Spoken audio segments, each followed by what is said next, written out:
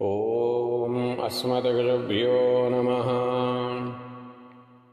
आपदामपहर्तारं दातारं सर्वसम्पदां लोकाभिरामं श्रीरामं भूयो भूयो नमाम्यहम्। मनोजवं मारुततुल्यवेगं जितेन्द्रियं बुद्धिमतां वरिष्ठं वातात्मजं वानरयूथमुख्यं श्रीरामदूतं शिरसा नमामि। जय श्रीमन्नारायण। श्रीमद् रामायणे सुन्दरकाण्डे अथ 33 सर्गः। సీతాదేవి హనుమస్వామికి తన వృత్తాంతాన్ని తెలియజేయటం. సోవతీర్యద్రుమాతస్మాద్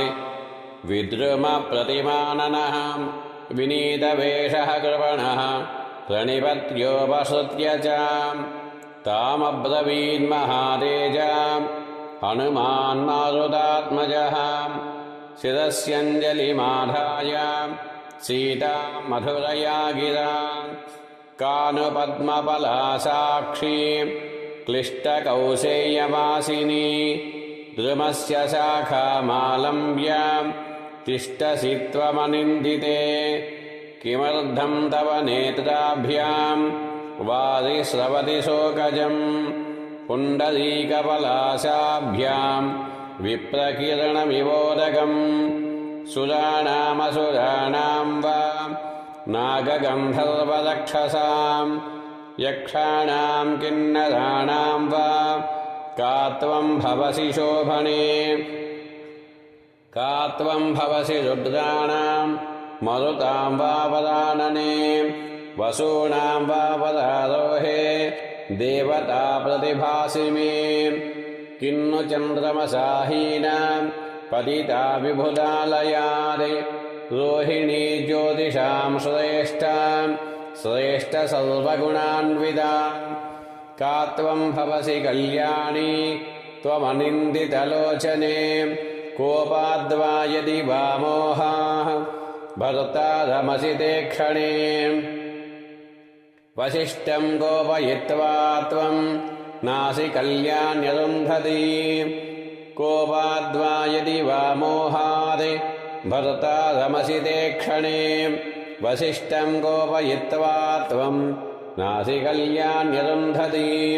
को नु पुत्रः पिता भ्राता भर्ता वा तेषु मध्यमे अस्माल्लोकादमं लोकं गतं त्वं मनुशोचसि रोदनादति निःश्वासात् भूमिसंस्पर्शनादपि न त्वां देवीमहं मन्ये राज्ञा संज्ञावधारणात् व्यञ्जनानि च देयानि लक्षणानि च लक्षये महिषी भूमिपालस्य राजकन्यासि मे मता रावणेन जनस्थानात्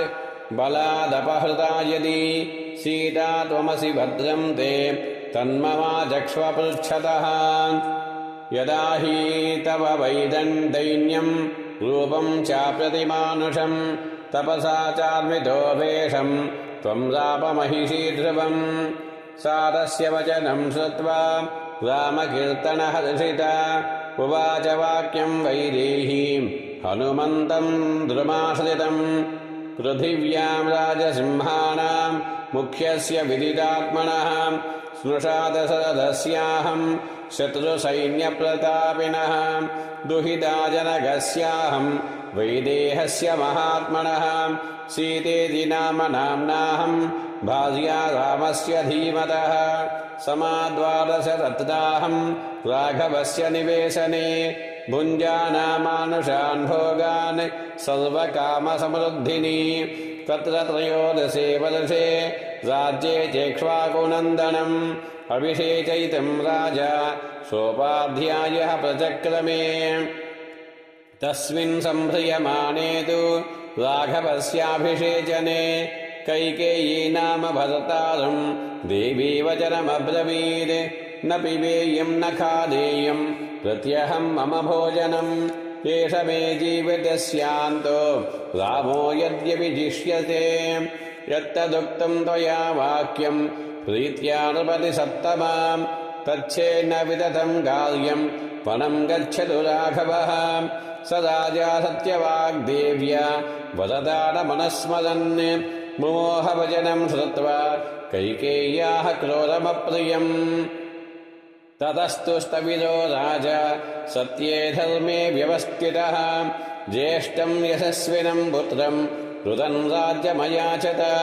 सपितुर्वचनं श्रीमान् अभिषेकात् परं प्रियं मनसा पूर्वमासाद्य वाचा प्रतिगृहीतवान् दद्यान्न प्रतिगृह्णीयात् न ब्रूयात् किञ्चिदप्रियम् अपि जीवितहेतोर्वा राम सत्यपराक्रमः स विहायोत्तीरेणायां महारहाणि महायशाः स विहायोत्तरीयाणि महारहाणि महायशाः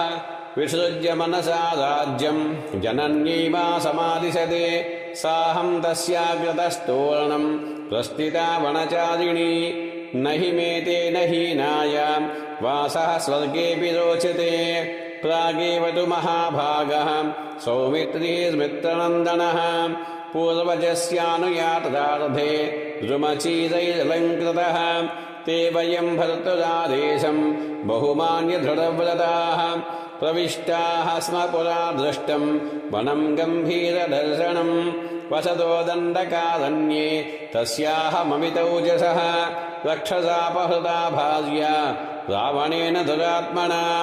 2 मासौ तेन मे कालो जीवितानुग्रहः कृतः